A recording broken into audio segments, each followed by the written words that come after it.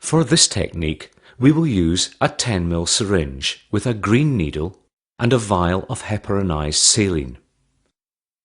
The first step is to draw up a little heparinized saline into the syringe.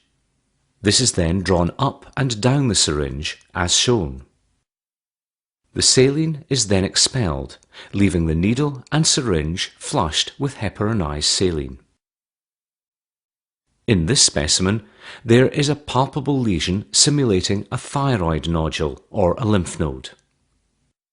It is not common practice to use local anaesthetic for this procedure, but this may be required if the patient is particularly anxious.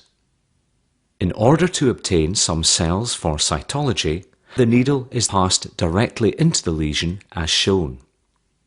Once the tip of the needle is inside the lesion, the plunger is pulled back with the thumb, whilst keeping the syringe and needle in place with the other fingers. Multiple passes are needed through the lesion to collect an adequate sample.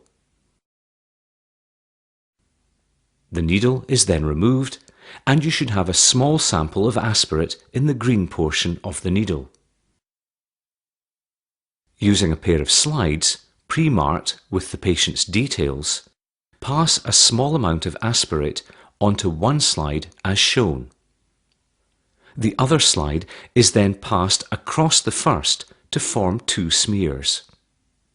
One slide will then be air-dried and the other sprayed with a fixing agent.